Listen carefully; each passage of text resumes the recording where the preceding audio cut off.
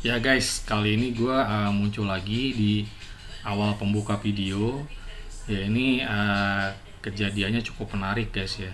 Ini gue mau cerita aja nih. Jadi ceritanya pada beberapa konten terakhir yang kemarin gue upload itu ada 4 video ya guys yang dolarnya itu ternyata jadi kuning atau limited ad suitability. Nah, jadi dengan terjadinya dolar kuning pada keempat video yang terakhir gua upload kemarin itu mempengaruhi kemunculan iklan di video-video gue yang lain yang dolarnya sudah hijau guys. Nah sekarang itu jadinya malah nggak muncul sama sekali ya guys ya iklan di video gue yang dolarnya hijau gitu kan. Ya ini cukup disayangkan juga sih sebetulnya. Jadi makanya sekarang gue pengen coba pendekatan baru atau alternatif cara yang baru untuk format video gue.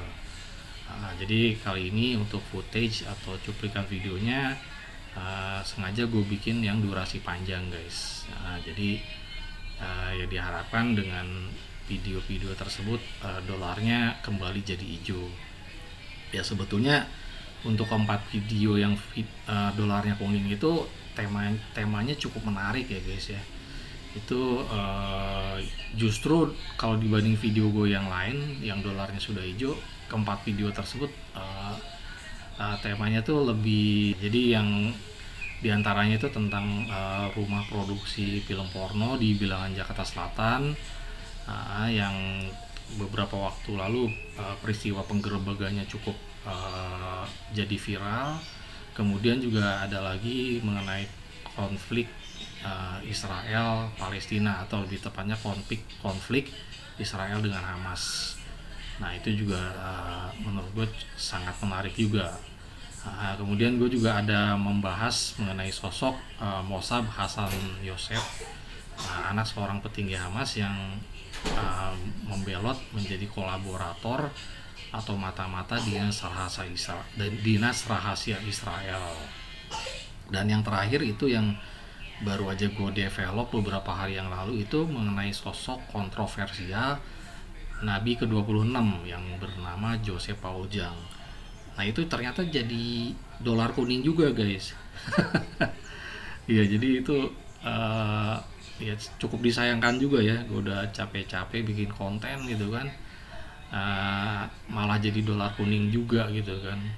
Nah ini peristiwa terjadinya dolar kuning pada 4 konten video yang terakhir gue upload itu mempengaruhi kemunculan iklan di video gue yang lain secara keseluruhan guys.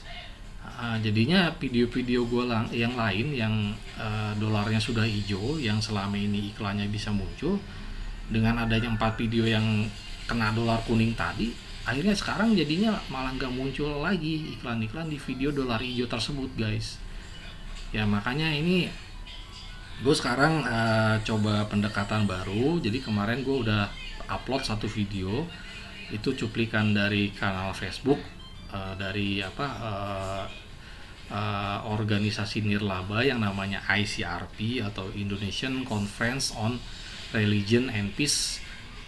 Nah itu ternyata dolarnya jadi hijau guys, jadi nggak ada masalah dengan ad suitability. Nah makanya ini sekarang mudah-mudahan untuk video yang akan gue upload kali ini nggak ada masalah untuk ad suitability-nya, dolarnya jadi hijau.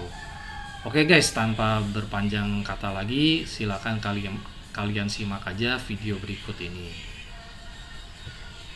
Bukan oleh sahabat. Jadi suatu ketika ya, Nabi itu dalam perjalanan bersama sahabatnya disuguhi oleh masyarakat setempat binatang sejenis biawak gitu. Terus sahabat-sahabatnya pada makan, tuh Nabi diem aja. Kenapa ya Rasul nggak makan? Terus Nabi cuma mengatakan, oh binatang itu nggak ada di negeriku gitu. Tapi Nabi melihat orang itu makan, didiamkan saja. Nah sikap Nabi ya, sikap Nabi mendiamkan ini itu dianggap sebagai takrir. Ada ketetapan Nabi nggak menegur kok, karena Nabi diam aja kok. Ya, lalu mereka memandang ya nggak masalah gitu, karena Nabi sendiri tidak melarang gitu. Jadi ada banyak gitu kejadian di masa Nabi, di mana Nabi itu cenderung mendiamkan, tidak menyalahkan, tidak juga memberikan statement atau apa. Sama juga hadis tentang tayamum. Nah, pernah ada 2 orang bepergian dalam sebuah perjalanan jauh, dan waktu sholat telah tiba, sedang mereka tidak membawa air. Lalu mereka berdua bertayamum dengan debu yang bersih dan melakukan sholat. Nah, kemudian keduanya mendapati air dan waktu sholat masih ada. Lalu salah seorang dari keduanya mengulangi sholatnya dengan cara berwudu, dan yang satunya lagi itu nggak mengulangi. Mereka kemudian menemui Rasul dan menceritakan hal itu. Maka beliau berkata kepada orang yang tidak mengulangi sholatnya, nih, Rasul tuh sangat bijak loh. Kamu yang mengulangi sholatmu, bagi kamu yang tidak mengulangi sholat itu sama sesuai dengan sunnah, dan sholatmu itu sudah cukup. Tetapi terhadap orang yang berwudu lagi dan mengulangi, bagimu pahala 2 kali gitu ya. Jadi orang itu kan jadi puas saja, nggak apa-apa, mau pahala 2 kali 3 kali nggak masalah buat saya. Jadi dalam banyak hal Nabi itu cenderung menerima apapun kondisi umatnya. Jadi Nabi itu sangat kondisional. Ya. Kadang-kadang apa yang diucapkan Nabi itu diinterpretasi berbeda oleh para sahabat, dan herannya Nabi itu nggak pernah mengatakan kamu benar, yang ini salah. Tapi Nabi itu biasanya diem aja gitu melihat. Jadi di zaman Nabi hidup saja, para sahabat itu sudah berbeda pendapat tentang banyak hal loh. Jadi bukan hanya setelah Nabi nggak ada. Dan herannya Nabi nggak pernah mengatakan, oh ya kamu salah. Enggak tuh. Jadi Nabi sangat menghargai apa yang sudah dilakukan oleh sahabatnya dan dibiarkan begitu saja. Nah, ini ada satu yang terkait dengan ini. Ada satu hadis yang tentang perempuan ini yang paling, kalau udah itu yang disampaikan. Jadi ceritanya ada seorang perempuan, istri, ditinggal sama suaminya. Suaminya bilang, selama saya pergi, tolong deh kamu jangan kemana-mana gitu kan. Itu kan kondisi masyarakat jahiliyah yang nomaden, di mana tidak ada proteksi terhadap perempuan, dan masyarakat masih melihat perempuan itu seperti seperti objek seksual. Jadi dalam kondisi seperti itu, boleh dong si suami mengatakan, ya kamu jangan kemana-mana deh gitu ya. Nah, mendadak suaminya pergi, ada kabar bapaknya meninggal kan. Nah kalau nggak sakit dulu dia iya jadi dia mau tapi kan dia belum sampai meninggal kan, dia nggak jenguk. Jadi akhirnya si perempuan ini kan merasa berdosa gitu ya. Gimana nih ya, saya udah ngikutin suami, tapi juga saya akhirnya datanglah dia kepada Nabi. Gimana ya Rasul, saya ini suami bapak saya meninggal, saya nggak pergi menjenguk karena saya kan ikut suami saya supaya saya nggak kemana-mana, jangan kemana-mana gitu. Terus Nabi mengatakan, ya nggak apa-apa, itu sudah benar gitu. Ya. Lalu kondisi ini itu lalu dijadikan pegangan bahwa perempuan nggak boleh pergi.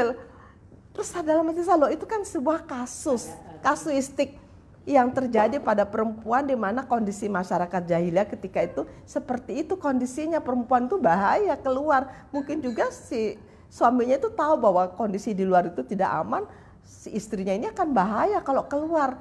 Kalau dia misalnya menjenguk orang tuanya juga belum tentu dia selamat kalau dia sendirian. Mungkin itu pertimbangannya. Ya, tetapi bukan berarti bahwa begitu kamu punya suami, sepenuhnya itu kamu adalah milik suami kamu boleh mengabaikan orang tuamu. No. Tetapi kenapa Nabi mengatakan sudah benar yang kamu katakan? Kalau dia mengatakan, Nabi itu benar-benar sangat psikolog. Kalau Nabi mengatakan kamu salah, gimana coba perasaan si perempuan itu? Dia udah kematian ayahnya, dia udah merasa guilty ya, berdosa, tapi lalu juga oleh Nabi dikatakan bersalah, itu kan gimana dong ya? Jadi Nabi mengatakan udah benar itu yang kamu lakukan. Tapi tidak berarti kondisi ini berlaku untuk semua orang dan untuk semua masa. Di zaman kita sekarang sorry ya, semuanya udah security itu udah aman. Kita boleh pergi 24 jam dari rumah kita. Masa ke warung aja nggak boleh ya? Kita mau beli makan aja nggak boleh. Terus udah gitu dikatakan mahram itu adalah suami. Oh, suami sendiri nggak aman kalau pas dalam kondisi nggak aman. Jadi yang namanya mahram itu adalah pendidikan dan security, sistem keamanan. Itu loh. Jadi cara membaca teks itu sudah berubah. Nggak lagi ya dia hanya bisa tuh dengan mahram, nggak. Sekarang kata mahram, proteksi itu dalam bentuk pendidikan, berikan pendidikan kepada perempuan sehingga dia mengerti bagaimana caranya menjaga diri, bagaimana caranya mencari jalan keselamatan di dalam hidupnya. Dan sistem keamanan itu dibangun sehingga semua merasa aman, ya semua merasa secure berada dimanapun. Nah, ini yang harus dibangun. Dan itulah tugas negara. Saya kadang-kadang herannya di Mekah, saya kadang-kadang sepupuku yang di Mekah, ayo dong kamu kesini ke hotel, ayo temenin saya jalan. Iya nanti saya datang jam 10. Dia datang juk bawa anak kecil segini. Kamu ngapain sih bawa anak-anak? Saya bilang begitu, kita kan mau jalan. Loh saya kan nggak bisa keluar kalau nggak ada dia, ini kan mahram saya.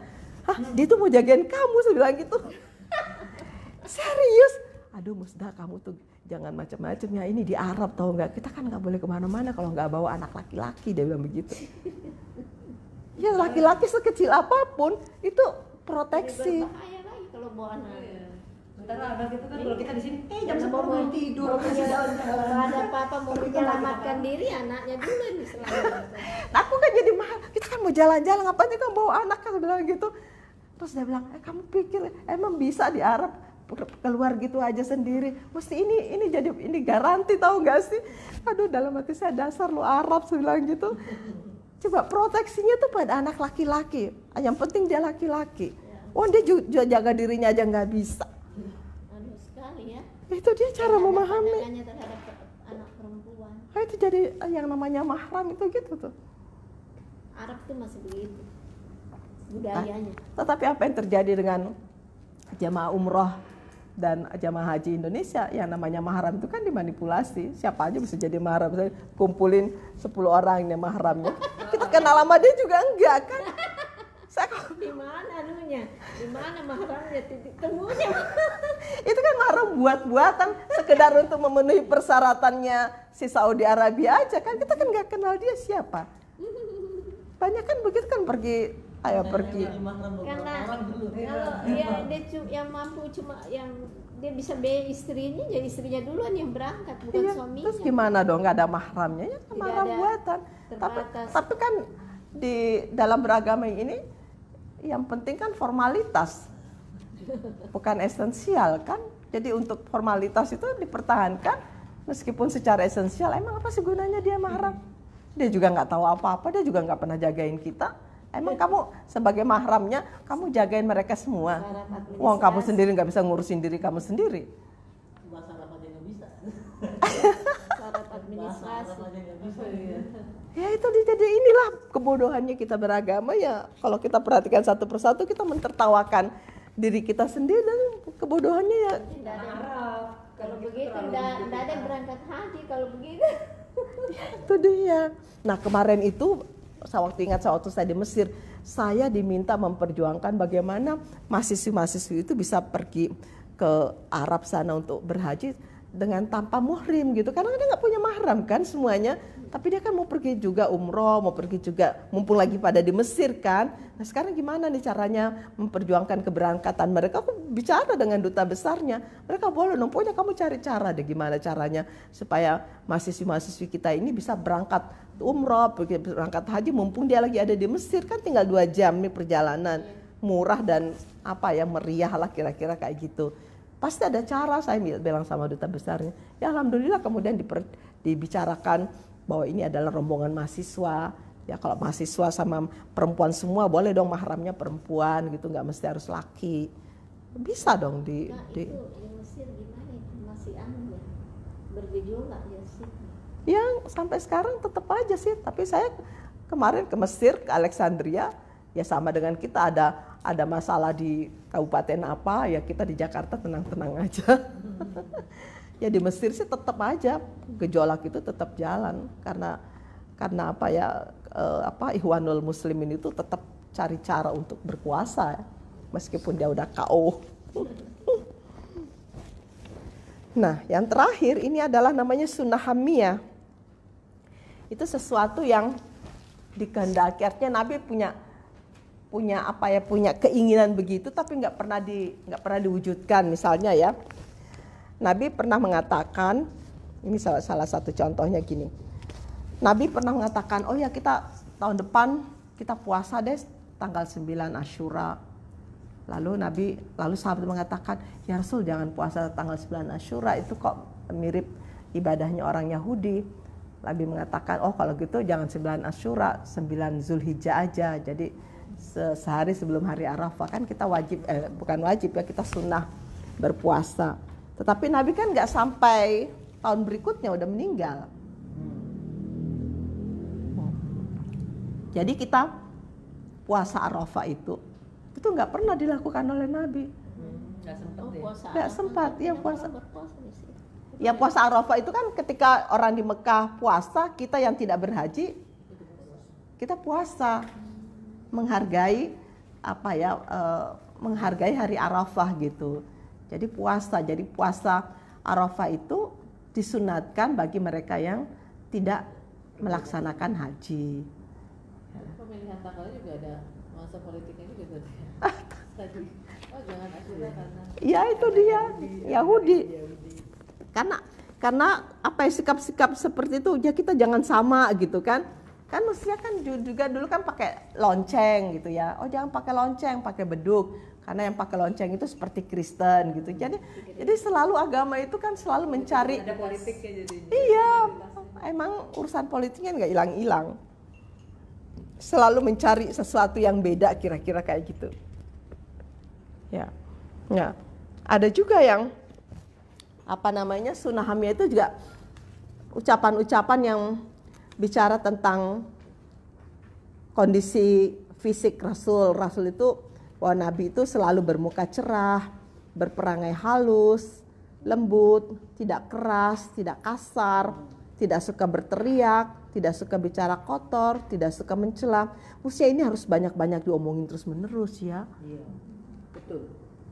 Ini loh Nabi tuh kayak gitu orangnya. Tapi kok sampai sekarang nggak pernah kedengaran tuh di masjid-masjid. Yang ada teriak-teriak marah-marah, maki-maki. Iya ya, Nabi tuh nggak pernah loh, nggak pernah ada. Saya tuh kadang-kadang tuh, karena saya berapa kali ke gereja, ada teman menikah gitu di gereja, terus dengar pembicaraannya pastor itu kan yang adem, ngomong kan adem, yang penuh para umat gitu, yang adem, kita dengerin juga adem gitu ya. Sementara terus di dekat rumah saya teriak-teriak. Masjidnya habis setelah subuh ya, udah tuanya cempreng lagi lah. Kan begini, orang pada takut lah masuk Islam kalau teriak-teriak begitu. Sementara dengar pastor itu kan, saya yang di gereja dengar pastor indah ya. Itu yang ademnya gitu, yang dia ngomongnya, menegurnya juga yang kita jadi oke. Antara yang satu teriak-teriak, terus belum lagi yang siapa tadi, yang apa dosa ya Bu ya, si siapa itu Mama Dede. Apa dosa kan serem ya jadinya. Kalau berubah fungsi, Kalau hadis masjid berubah fungsi. Apa tuh? Riwayat Aisyah itu ada khusus nggak Bu? Apanya? Udah ada bukunya. Ada buku khusus yang memuat kumpulan hadis-hadis Aisyah. Soalnya kan ada yang Bukhari, Muslim gitu. Maksudnya itu selalu itu. Ada anekdot begini. Kalau mau cari politisi di masjid, kalau mau cari ustaz di kampus. Soalnya kan yang ada tuh baru Bukhari, Muslim gitu. Kalau mau cari anggota DPR di KPK. Bleset. Cari anggota DPR tuh di bukan hanya di KPK, di penjara Sukamiskin, kumpul di sana. Ya, apa itu? Oh, nah sekarang kita mulai. Nah, kebiasaan sunnah Nabi juga ya. Iya. Itu terutama puasa-puasanya. Nah itu ya, ya jadi kebiasaan-kebiasaan Nabi itu semua terekam ya dengan baik. Itu kita dapatkannya dari mana? Itu kemudian dari hadis-hadis. Baru kemudian ya ditulis ya semua tadi gambaran-gambaran yang diucapkan. Karena ini kan semua para sahabat kan cuma ngomong doang. Oh ya saya lihat Nabi. Nah, semua ucapan itu kapan ditulisnya? Enggak pada masa itu juga. Jadi perlu waktu 200 tahun loh. Jangan salah. Jadi mungkin ada pembiasan dong. Oh bukan hanya pembiasan, pembodohan, pembohongan. Oh, iya kan? Karena udah segala macam kepentingan berlana.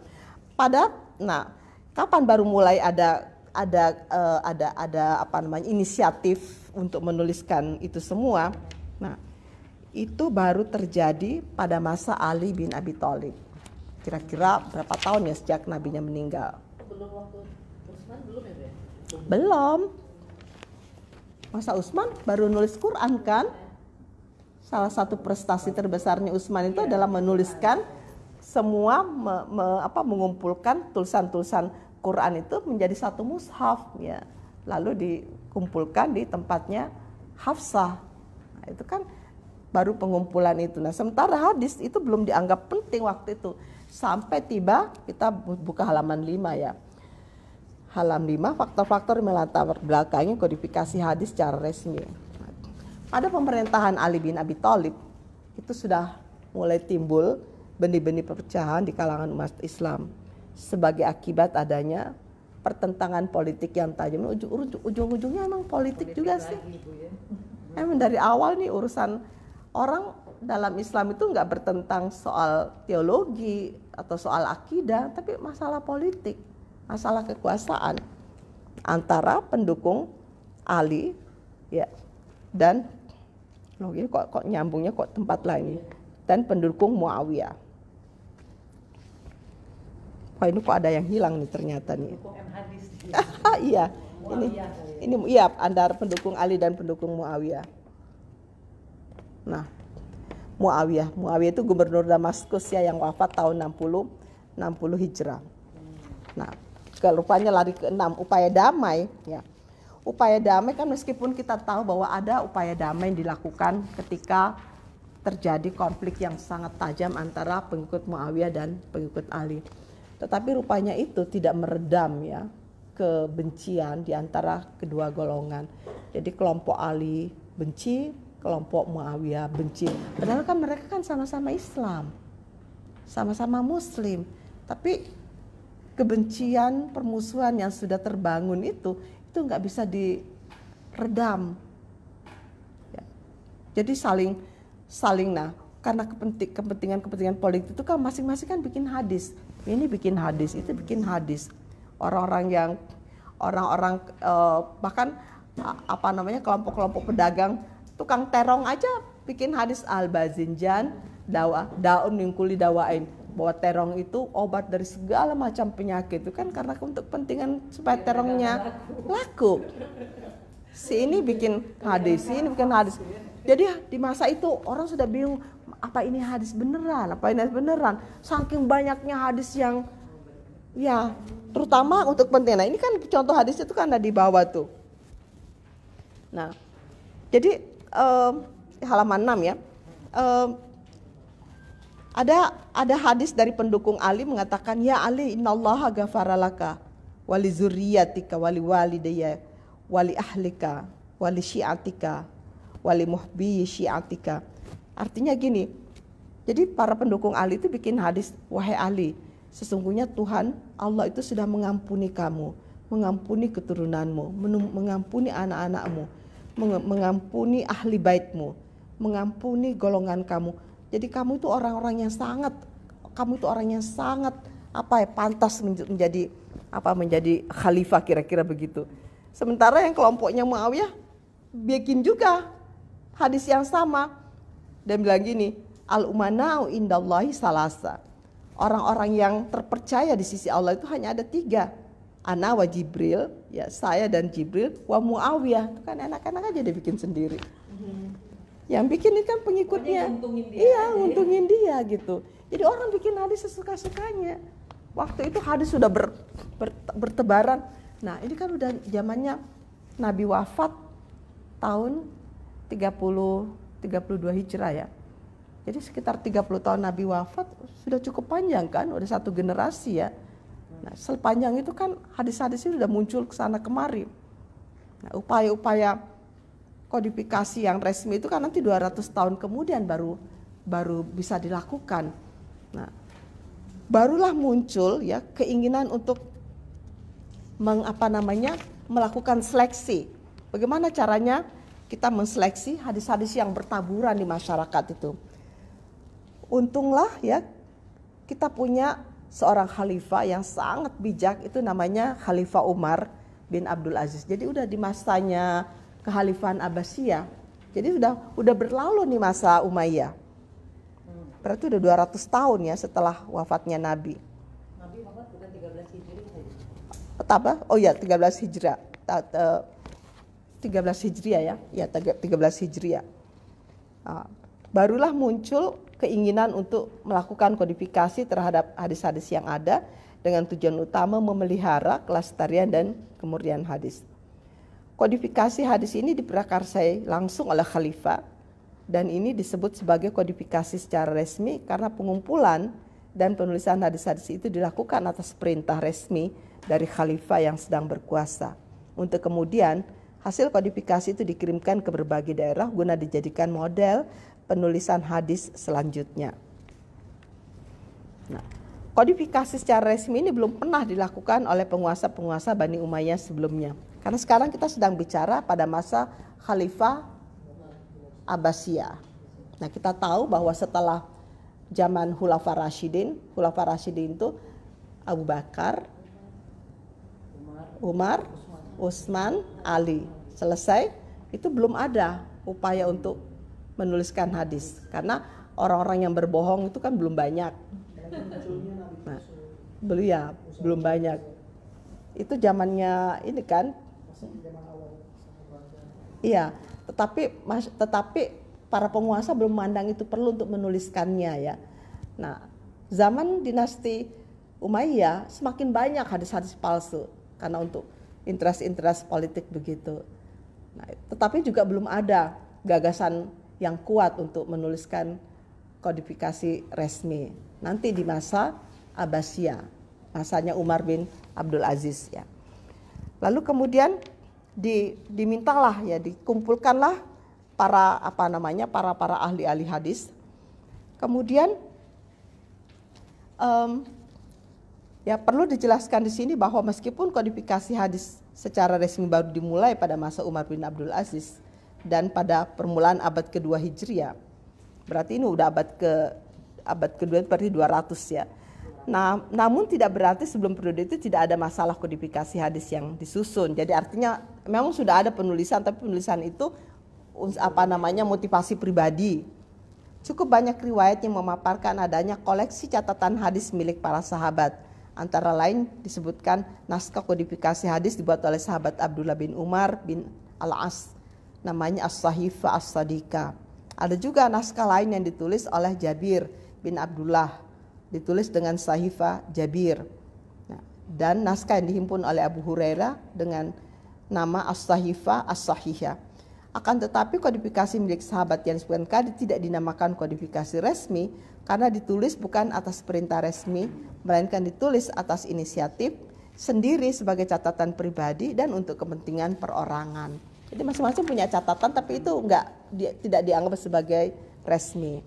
Nah, di dalam rangka merealisasikan gagasan kodifikasi ini, Umar bin Abdul Aziz karena dia khalifah mengeluarkan instruksi kepada para pejabat di daerah untuk mengumpulkan atau menginstruksikan kepada para pejabat di daerah untuk mengumpulkan hadis-hadis yang terdapat di wilayah mereka masing-masing. Karena rupanya penyebaran hadis itu juga tidak merata. Oh, di sini tuh hadis ini menyebar, hadis ini nggak dikenal di daerah lain gitu. Karena juga transportasi waktu itu sangat sulit kan, tidak mobile seperti sekarang. Mungkin pendakwah kita yang datang ke negara Persia misalnya mengembangkan hadis-hadis ini. Sementara di daerah Irak misalnya nggak ada yang tertarik dengan hadis-hadis seperti itu. Jadi hadis-hadis ini nggak populer di sini. Nah, si khalifah ini menyuruh para gubernurnya, oh coba kamu kumpulin deh hadis-hadis apa yang ada di wilayah kamu yang banyak tersebar. Kamu kumpulin deh semua hadis yang berkembang di sana. Kamu juga di sini. Jadi ya negara Islam waktu itu sudah cukup luas lah ya. Sudah meliputi yang sekarang namanya Tanah Syam. Tanah Syam itu meliputi, kalau kita lihat di peta, Syam itu terdiri dari Palestina, Iran, dan Irak, Syria. Ya itu segitiga itu namanya Tanah Syam dulunya. Ya. Nah, akhirnya mulailah instruksi itu dijalankan dan apa namanya khalifah menunjuk khusus seorang ulama besar yang bernama Ibnu Syihab Az-Zuhri. Kita menyebutnya Az-Zuhri. Karena apa? Karena dia dinilai sebagai orang yang paling kompeten ya pengetahuannya tentang hadis. Nah, dan hasil kodifikasinya itulah yang dianggap sebagai buku standar untuk dikirim ke berbagai daerah yang selanjutnya akan dijadikan pedoman dalam penulisan hadis berikutnya. Nah, ini belum ada baru dikumpulin tuh hadis, belum dilakukan penilaian sahih atau tidak sahih. Nah, kemudian barulah pada masa mulai tahun 179 Hijrah mulailah dikumpulkan dan mulai juga dipilah-pilah mana yang betul-betul ucapan Rasul, mana yang betul-betul hanya ucapan sahabat aja, itu nggak ada hubungannya dengan Rasul. Ya sahabat mau mengatakan apa ya kemudian dicatat oleh muridnya. Nah, mereka mulai memilah-milah, oh ini bukan ucapan Rasul dan sebagainya. Nah, muncullah nama-nama seperti yang saya sebutkan di sini, beberapa nama besar yang ikut melakukan kodifikasi hadis. Nah, ingat, baru abad ketiga barulah muncul ulama-ulama besar yang melakukan penelitian. Tahu nggak, ini benar-benar penelitian. Jadi sebenarnya budaya riset itu budaya Islam. Bagaimana orang melakukan riset terhadap ini hadis benar atau tidak, ini sahih atau tidak. Tahu nggak ya namanya Imam Bukhari? Untuk satu hadis ya, dia menerapkan 5 persyaratan yang ketat untuk menerima hadis itu sebagai sahih. Pertama, itu bersambung-sambung sanadnya. Jadi di zaman Bukhari dia sudah menemukan hadis itu udah 7 atau 8 perawinya. Nah, Bukhari harus memastikan semua 7 orang ini itu adalah orang yang bertemu muka. Kalau nggak bertemu muka tidak bisa. Itu tidak dianggap bersambung. Jadi yang dianggap bersambung sanadnya antara satu dan yang lain itu benar-benar bertemu muka. Nah, bedanya Bukhari dengan Muslim, kalau Muslim agak longgar dikit. Yang penting dia satu masa. Apakah dia bertemu atau tidak, nggak jadi soal. Kalau Bukhari nggak, dia benar-benar bertemu. Kalau dia cuma, oh ya saya pernah ketemu dia di forum apa, kamu tapi nggak bertemu muka kan? Oh nggak dianggap. Jadi agak lebih ketat si Bukharinya ini. Karena itu, tahu nggak, si Imam Bukhari itu mengumpulkan lebih dari 300.000 hadis. Dan setelah melakukan penelitian hampir 20 tahun sepanjang hidupnya. Ya, bayangkan ini penelitian sepanjang hidup. Dia menetapkan hanya sekitar 10.000 hadis yang memenuhi persyaratan dia sebagai hadis sahih. Coba Anda bayangkan, dari 300.000 hadis yang ditemukan, hanya ada 10.000 yang dianggap sahih oleh Bukhari. Pertanyaan saya, 290.000 hadis itu ada di mana? Dan dijamin nggak beredar? Itu dia. Takut disalahgunakan kan Bu? Ya, itu dia. Nah, itulah sebabnya kenapa orang mengatakan jaminannya ada nggak sih itu tertulis Sahih Bukhari. Nah, lebih kuat lagi kalau ada Sahih Bukhari dan Muslim, Sahih Bukhari wa Muslim. Nah, tetapi 5 persyaratan yang diterapkan oleh Imam Bukhari ini itu hanya menyangkut hal-hal yang di luar hadis, tidak menyangkut konten. Dia nggak meneliti soal konten loh. Nah, kita kan di belakang ini orang seperti saya datang, ya betul itu hadis Bukhari, tapi kan kontennya kan menyalahi rasa keadilan saya sebagai perempuan gitu. Buat saya, meskipun itu hadis Bukhari, saya kritik lagi. Kontennya kok menyalahi prinsip keadilan, padahal Quran kan bicara tentang keadilan berbusa-busa. Kenapa kok hadis itu bertentangan? Nah, Bukhari kan memang tidak melakukan seleksi konten. Dia hanya melakukan mengumpulkan, menyeleksi perawinya saja kan, apakah perawinya bertemu, lalu apakah perawinya punya sifat dobit itu artinya ingatannya kuat, apakah perawinya itu tidak pernah berkhianat. Coba ya, ada sebuah cerita. Jadi Bukhari itu kan dulu kan masih perjalanan pakai onta. Jadi 40 hari Bukhari menunggangi ontanya dari Irak ke Mesir untuk mengejar seorang ahli hadis. Sampai di Mesir sudah berpayah-payah gitu ya dia melewati padang pasir. Sampai di Mesir dia temukan si ulama yang dia maksud itu sedang memberi makan ayam gitu. Kur gitu. Sampai di dekatnya Bukhari melihat si ulama ini bohongin si ayam-ayam itu, nggak ada makanannya. Dia cuma dia apa namanya? Jadi iya jadi kasih gitu. Itu kan tega kan terus kata si Bukhari, wah, saya nggak bisa terima orang terhadap binatang aja dia berani bohong. Kejam gitu. Dia coba bersusah payah Imam Bukhari sampai situ. Bukhari pulang lagi, dia nggak menerima semua riwayat dari orang yang seperti ini. Coba segitu ihtiyatnya. Segitu ihtiyatnya loh namanya Imam Bukhari. Nggak mudah. Dan setiap kali Imam Bukhari itu menemukan hadis, sudah dia sholat dulu 2 rakaat, baru dia masukkan hadis itu ke dalam koleksinya. Bener nggak itu? Tapi kan juga dia sebagai manusia juga bisa jadi salah kan? Belum ada jaminan bahwa dia semua yang dia lakukan itu boleh jadi interestnya ketika itu lagi longgar, lagi apa kan. Kita sebagai manusia kan kita tiba-tiba lihat seseorang kan kadang-kadang kita termanipulasi oleh penampakan fisik yang apa kan. Kita boleh jadi orang itu seperti itu, tapi boleh jadi dia lurus kan, kita tidak tahu kan.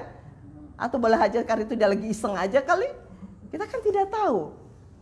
Tapi bagi Imam Bukhari itu satu pelajaran bahwa dia nggak istilahnya nggak adil gitu, nggak lurus gitu ya, begitu. Nah, si Bukhari ini itu hanya melakukan seleksi terhadap perawi.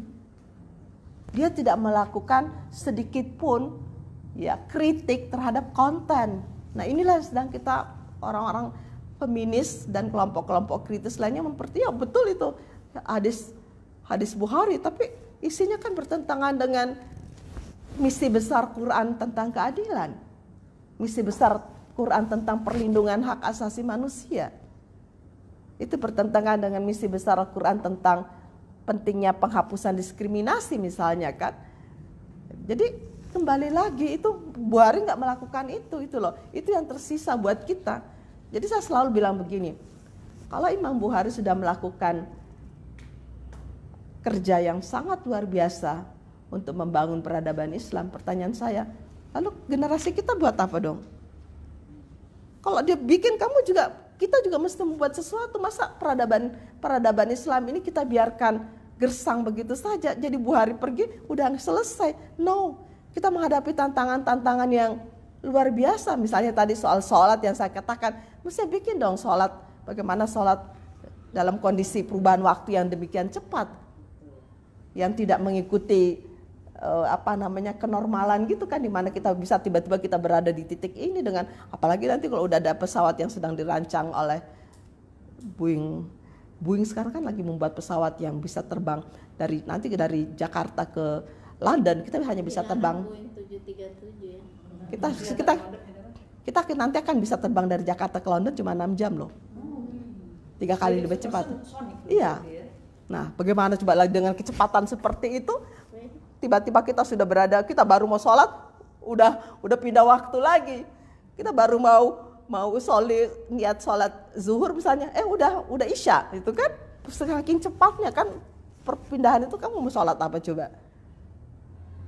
Ini kan semua jadi bagaimana agama mengantisipasi, karena saya selalu bilang kalau agama itu tidak mengantisipasi perubahan sosial akibat teknologi dan kemajuan sains, itu akan menjadi fosil seperti agama-agama besar di Eropa kan. Saya itu pernah waktu ke New York itu sebenarnya wali kotanya waktu itu masih Bloomberg sih, bilang bahwa Idul Fitri bisa dijadiin hari libur, tapi harus pasti tanggalnya sampai kayak 10 tahun ke depan gitu. Jadi kan kita udah masukin kalender. Tapi masih yang ribet-ribet soal hilal itu. Padahal ya kan dengan teknologi orang bisa ke bulan sekarang. Harusnya bisa. Kan udah bisa ngelihat posisi matahari, perputaran bumi, planet-planet kan udah bisa. Saya nggak percaya teknologi sih. Jadi tahu nggak waktu saya ke Moskow 2 tahun yang lalu, tahu nggak apa yang dikatakan oleh Menteri luar negerinya? Saya mau tanya nih pada kalian yang beragama Islam. Terus udah gitu gini kan, kebetulan sambil nunggu dia, saya minta waktu untuk sholat ya. Kan saya pakai tayamum gitu ya. Saya minta sholat, nah kebetulan saya lagi sholat, dia datang. Saya ingin begini, dia bilang begitu, singkat saja.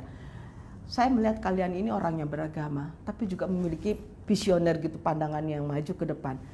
Bisa nggak Anda memastikan bahwa ketika Islam berkembang di Rusia, orang Rusia itu tetap mencintai ilmu pengetahuan, tetap mempunyai visi untuk mengembangkan teknologi dan sains. Karena dia takut sekali kalau Islam berkembang, Iya, Rusia menjadi mundur itu loh. Karena keislaman kok identik dengan keterbelakangan. Menjadi Muslim kok Anda tidak cinta kepada sains dan tidak cinta kepada gairah untuk riset itu kok berkurang. Ini kan pertanyaan besar. Bisa nggak Anda menjamin bahwa dengan berkembangnya Islam, Rusia ini menjadi lebih baik gitu loh. Itu kan kita jawabnya susah kan? Tergantung pada Islam yang mana yang akan kamu kembangkan, saya katakan begitu. Sepanjang pemerintah bisa memastikan, saya katakan itu, memastikan bahwa Islam yang berkembang itu adalah Islam yang mencintai perdamaian, Islam yang mencintai kemanusiaan. Pasti saya katakan begitu, karena Islam adalah agama yang sangat pro kemajuan kan kita. Itu loh yang ditakutkan mereka itu, bukan apa-apa. Nah kalau kita melihat bagaimana, muncullah 6 orang ini yang sangat ada banyak sih yang lain, tapi yang sangat populer ini ada Imam Bukhari, lalu kitabnya ada Imam Muslim, ada An-Nasai, ada Imam Abu Daud, Imam Tirmizi, Sunan Ibnu Majah. Nah, ketiganya inilah yang disebut dengan inilah kitab babonnya. Kitab babonnya hadis itu kutubus sittah, 6 kitab itu. Jadi kalau satu hadis itu diriwayatkan oleh 6 kitab ini, udah deh pokoknya orang mengatakan itu sudah sah, udah pamungkas. Nah kadang-kadang ya pandangan yang menganggap sah, kadang-kadang dia memandang itu sudah sahnya seperti dia melihat Quran. Kadang-kadang saya bilang, ini orang gimana sih? Udah seolah-olah itu melawan itu, kamu berarti melawan Islam gitu, lo nggak bisa kayak gitu dong. Dengan sepenuh hati saya sangat mengapresiasi Imam Bukhari, mengapresiasi imam-imam yang lain, tetapi dengan sepenuh hormat saya tetap bisa kritik dong, karena itu kan bukan firman Tuhan. Tetap terbuka kritik dong terhadap para. Tapi kalau saya menyatakan kritik terhadap ini kok pada ulama itu kan marahnya minta ampun. Karena kebetulan ulamanya laki, Bu. Karena ulamanya laki. Perempuan tuh ada kan, Bu? Banyak, cuma nggak muncul aja. Kalah suara Dan kalah ya karena budaya kita memang patriarkat, nggak pernah muncul. Mungkin itu, Bu, karena Ya. yang lakinya nggak mau. Nah inilah kemudian yang kita siapa? Gurunya perempuan. Gurunya Imam Syafi'i itu kan perempuan. Gurunya Imam Nasai juga ada perempuan gitu di antara guru-guru mereka. Tapi nggak pernah muncul kan namanya. Nah, 6 karya inilah kemudian kita kenal dengan Al-Kutubus Sittah, dan inilah yang merupakan kitab babon dalam hadis. Kalau orang bicara tentang hadis lalu dia tidak mengutip 6 kitab ini, wah itu kita pertanyakan kau belajar hadis di mana gitu. Kutubus Sittah gitu ya. Tapi sekarang udah enak banget tuh, sudah sekarang main klik. Anak-anak tuh pinter banget, saya gatek banget untuk hal gini. Nah ini kejadiannya abad keempat loh. Nah kita berharap bahwa setiap abad itu kan muncul upaya-upaya kritik terhadap kitab-kitab ini, apa yang kurang di sini. Tetap kan itu tidak terjadi dalam masyarakat kita. Karena setiap kali kita mempertanyakan kebenaran kitab-kitab ini, kita dianggap mempertanyakan kebenaran Islam. Jadi bagaimana mau maju? Ini kan problem buat kita semua. Akhirnya kan terjadi kejumudan, stagnasi. Apa yang dipelajari di masyarakat itu hanya sekedar mengulang, tidak ada memproduksi, hanya reproduksi, kita tidak memproduksi pengetahuan baru kan tentang keislaman yang lebih respon terhadap perkembangan zaman. Jadi ya seperti inilah adanya.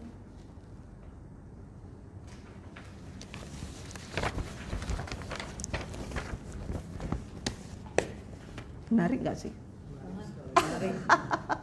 Belum ada yang ini, kritik matannya itu belum ada yang Ya masing-masing ya udah banyak sih. Bagaimana misalnya ada satu satu buku itu ditulis oleh Muhammad Azmi. Dia seorang pemikir asal India.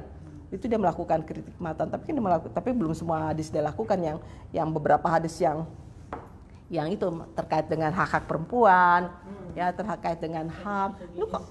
Iya segitu-gitu karena biasanya di situ-situ ya. Bagaimana hadis itu membolehkan diskriminasi, pemukulan terhadap perempuan kan bertentangan dengan konteks Al-Qur'an kan. Tetapi karena hadis itu kalau udah mengatakan itu kan riwayat Bukhari. Saya banyak sekali berapa kali saya ditegur, Bu Musta itu kan hadis riwayat Bukhari. Iya betul, hadis yang tentang itu loh, Nabi menikah dengan Aisyah umur 7 tahun. Nah, itu hadis itu satu-satunya yang meriwayatkan hadis itu adalah Hisham bin Urwah. Nah, dalam klasifikasi Bukhari, Hisham bin Urwah itu memang sangat ulama yang sangat sikah, sangat dabit. Tetapi masalahnya sikah itu artinya terpercaya. Dabit itu kuat hafalannya. Hisham bin Urwah, masalahnya dia baru meriwayatkan hadis itu. Dia adalah ulama yang terkenal, mumpuni. Dia baru meriwayatkan hadis itu ketika dia sudah berusia sangat uzur, 70 tahun. Dan dia mengalami proses demensia. Nah pertanyaannya apakah dia salah? Dia nggak salah. Dia meriwayatkan hadis itu dalam kondisi dia sudah sakit, udah lupa ingatan gitu loh. Jadi kita ini yang waras mestinya mengkaji. Kenapa? Pertanyaan kita begini pertama, kenapa hanya dia yang meriwayatkan hadis itu? Kenapa bukan sahabat-sahabat yang lain? Padahal Anas bin Malik itu kan sahabat yang berdomisili di Madinah dan yang hidup bersama Aisyah. Kenapa dia nggak meriwayatkan hadis itu? Dan yang kedua, lalu kita melakukan kritik sejarah. Nah, Asma itu kakaknya Aisyah, jadi Abu Bakar itu punya 2 anak perempuan, Asma dan Aisyah.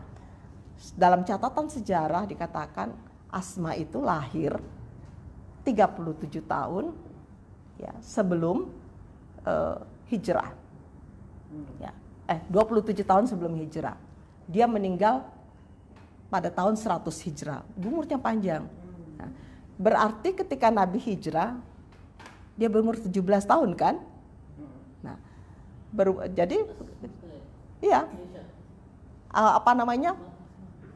Iya, jadi dia kan pada waktu hijrah Asma itu berusia 27 tahun. Bedanya Asma dan adiknya itu 10 tahun. Jadi kira-kira Aisyah umurnya berapa? 17 kan? Nah, itu satu. Yaitu kan kita belajar kritik sejarah kan. Terus yang kedua, ada riwayat mengatakan riwayatnya Umar bin Abdullah, saya nggak bisa ikut perang Badar, nggak bisa ikut perang Uhud karena waktu itu saya belum berusia 15 tahun. Nabi hanya membolehkan ya mereka yang berusia di atas 15 tahun boleh ikut ke medan perang. Sementara Aisyah itu sudah ikut di medan perang Badar dan perang Uhud, sudah hadir di medan perang. Nabi nggak bakalan membolehkan dong anak kecil. Nabi kan pasti punya aturan, ya jangankan buat orang lain. Nabi mengatakan kalau anakku Fatimah mencuri akan saya potong tangannya. Kita apa yang berlaku buat orang lain itu berlaku juga buat anak Nabi dong. Jadi orang mengatakan ya nggak mungkin dong Aisyah waktu itu umurnya di bawah 15 tahun ketika ikut perang itu. Padahal perang Badar dan perang Uhud itu kan terjadi pada tahun pertama hijrah dan tahun kedua hijrah. Jadi pasti Aisyah udah di atas itu. Ini kan bukti-bukti. Lalu ada juga satu hadis dari Aisyah bahwa ketika surah Al-Qamar itu turun, saya itu berusia 5 tahun, dia bilang begitu. Nah, surah Al-Qamar itu turun pokoknya 12 tahun sebelum hijrah. Ya, jadi kalau dihitung-hitung berarti usia kita itu udah 17 gitu. Jadi semua bukti-bukti sejarah ini, tapi pertanyaan kita kemudian umat Islam itu melek sejarah nggak sih? Kita kan semuanya ahistoris. benar ini karena kita nggak belajar sejarah. Itu juga proses. Kenapa Profesor Harun itu dulu waktu di pasca sarjana itu selama 2 tahun 4 semester itu kamu mesti belajar sejarah dari jurusan manapun, karena sejarah inilah yang dapat memberikan perspektif. Karena kita nggak tahu kan ada masalah begini, kenapa kita mesti tahu dulu kan sejarahnya, karena tanpa pengetahuan sejarah kita nggak mengerti apa-apa. Karena itu kamu harus belajar sejarah dulu untuk mengerti kenapa ada begini, ada begitu. Karena tanpa sejarah kita nggak paham apa-apa kan. Karena itu perlunya, bukan banyak mengatakan salah satu kelemahan umat Islam itu adalah ahistory. Seolah-olah semuanya itu datang dari langit seperti padahal semuanya itu kan proses. Siapa? 17. Di dalam banyak 17. Jadi waktu menikah dengan Nabi itu dia 17. Oh, 17 tahun. Iya. Karena apa? Karena yang paling penting lagi adalah memang dalam Al-Qur'an tidak ada ayat yang menerapkan tentang berapa batas minimal usia kawin.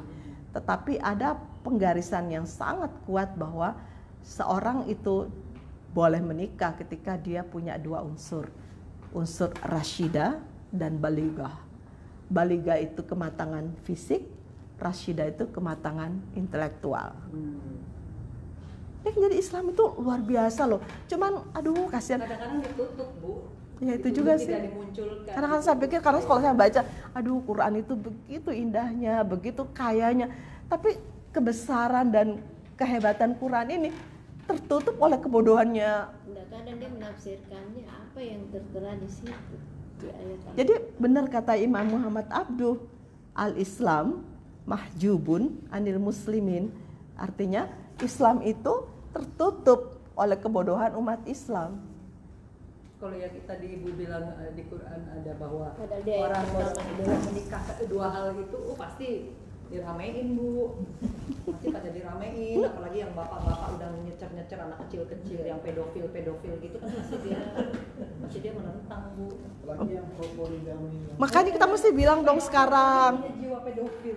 Pedofil itu dosa. Jadi gitu, karena orang nggak ngerti pedofil. Itu dosa loh, dosa. Jadi kita bilangin aja dosa. Karena kalau kita bilang itu apa namanya? Iya, cuma bilangnya itu dosa gitu. Karena kalau nggak bilang itu sin, ya this is a sin, mereka nggak ngeh. Iya. Padahal kan ya masanya anak umur 7 tahun, 9 tahun saya suka baca tuh di daerah. Nauzubillah. Ya Allah, itu pedofil banget. Kasus yang berkembang juga yang di pesantren-pesantren kiai, mungkin karena melihat kiainya sudah mumpuni dari segi fisikal sama intelektual, jadi dia kawin aja santriwati. Itu yang seperti. Dan santrinya kan yang melihat kiai itu kayaknya yang kayak melihat dewa gitu kan. Nah, lagi juga orang tuanya ini kok apa namanya? Nyodor-nyodor. Iya. Saya ingat dulu Gus tuh bilang gini, kamu tahu Musda, kalau saya ke daerah itu kan Mbak Nurmu itu kan selalu marah-marah. Emang kenapa? Ya itu katanya saya kan suka disodor-sodorin sama kiai. Ya lagian juga ngapain sih, saya bilang gitu. Ya memang begitu. Kalau para kiai itu kan ke daerah-daerah kan suka disodor-sodorin, ada anaknya kiai ini ya kiai ini. Ya pertama katanya untuk mempererat apa namanya silaturahim, juga untuk perbaikan keturunan, untuk apalah segala macam. Itulah yang terjadi. Saya juga pernah dengar ada diskusi Bu waktu itu, saya lupa kalau nggak salah bareng para Madinah, tapi saya lupa waktu itu pembicaranya siapa yang ngebahas masalah pembagian warisan. Kan kalau di itu kan katanya warisan kan perempuan tuh lebih sedikit kan daripada laki. Nah itu dibahas, waktu itu dibahas karena pada zaman itu perempuannya bodoh.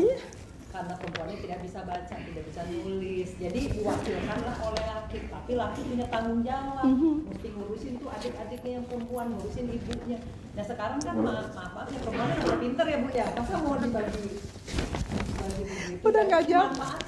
Itu dimanfaatkan oleh beberapa saudara sepupu saya. Jadi berantem ya kakak beradik aja karena warisan saja, ya Allah berantemin warisan. Kok kembali zaman jahiliyah gitu ya? Saya cuma gitu. Saya sih alhamdulillah waktu orang tua saya meninggal, ibu saya masih hidup, belum ngomong bagi rata, nggak ada beda laki, nggak ada perempuan. Itu gimana itu Kak? Itu Apa? Warisan dalam Islam itu Iya. tidak sama antara anak perempuan dan laki-laki. Sama aja sama. Kenapa selalu pengadilan agama menetapkan? Pengadilan agamanya juga nggak semuanya sama loh Mbak Ani, karena saya menemukan beberapa hakim-hakim agama yang sekarang sudah begitu tercerahkan, bahkan ada yang membagi dua buat perempuan, satu buat laki-laki. Karena apa? Dia mendapati kenyataan sepanjang hidupnya yang merawat bapak orang tuanya ini adalah si perempuan itu. Ada yang sampai tidak kawin malah. Ya memang. Padahal yang ada yang Iya, tergantung dari hakim agamanya juga sih. Kita juga udah pernah sih melakukan semacam pendidikan buat seluruh hakim-hakim agama. Jadi memang berbeda-beda. Ada hakim agama yang sudah sangat tercerahkan, ya. Ada yang masih konservatif yang nggak mau berubah sama sekali. Pokoknya dia ikut teks hadis, teks ayatnya bilang 2:1. Tapi kalau saya mau lihat yang 2:1 itu hanya dalam kasus tertentu aja sebetulnya dalam Quran. Karena secara umum kalau kita melihat pembagian warisan itu kan tergantung kepada jumlah porsi dalam keluarga, lalu kedekatan. Karena nggak selamanya kalaupun kita pakai apa yang ada dalam Quran, nggak selamanya perempuan itu dapat lebih sedikit, enggak. Kadang-kadang dia dapat lebih banyak. Kalau posisinya itu misalnya perempuan semua atau laki-lakinya itu asoba itu terhalang ya untuk mendapatkan warisan. Jadi nggak selamanya. Jadi saya melihat dalam Quran bahwa bagian waris itu adalah sebuah bagian yang dinamis, itu berubah sesuai dengan kondisi. Nah, artinya kan itu sebuah sign buat kita semua bahwa itu bukan satu ketetapan yang pasti gitu, yang baku. Iya, banyak kan contohnya ini. Ada anak perempuan, dia tidak kawin-kawin, tapi dia membiayai adik-adik, Iya. membesarkan adik-adik. Apa dia juga tidak punya cuma setengah dari warisan Makanya itu. sangat tidak adil kan. Nah, yang kayak gitu tadi dipertanyakan oleh Muhammad Azmi itu tadi, dia melakukan kritik terhadap matan hadis yang seperti itu. Tapi sayangnya kita punya Muhammad Azmi itu nggak banyak dibaca di kalangan kita. Kita juga punya sih beberapa ulama-ulama hadis yang sangat progres, kayak yang meninggal itu Pak Suhudi Ismaili enggak. Oh iya. Tapi kan buku-bukunya Pak Suhudi juga nggak banyak dibaca, hanya dibaca di kalangan. Soalnya di kita tuh Hera yang pandangan-pandangan yang kritis seperti ini itu hanya ada di level atas, di perguruan tinggi itu pun hanya diajarkan di S2, S3. Pertanyaannya berapa banyak sih umat Islam yang sampai ke pendidikan tingkat tinggi gitu? Berapa banyak sih? Sedih juga, alasannya selalu ya jangan mengajarkan pandangan yang kritis tentang agama di level bawah, bahaya karena mereka kan masih goyah akidahnya gitu kan. Loh, ketakutan amat sih. Nggak bisa Bu, katanya itu pendidikan duniawi, katanya gitu sih kalau Itu dia. Yang goya tuh Karena sebenarnya siapa ya kamus yang ahli waris Islam di sini? Yang ahli waris Dia menggunakan Islam memang yang namanya bisa menerjemahkan itu. Ya, banyak sih, tapi suara mereka kan kecil ya, karena yang mayoritas ini kan menggempur. Jadi gempuran dari kelompok mayoritas ini kadang-kadang saya melihat di Indonesia saja banyak ahli-ahli ya. Tapi mereka pikir dia menulis ya dia tulis untuk dunia internasional, dia nggak mau menulis untuk Indonesia karena dia pikir untuk apa gunanya dia menulis, udah capek-capek malah dimaki-maki lagi ya. Nggak ada guna. Jadi, makanya saya juga udah mau jalan.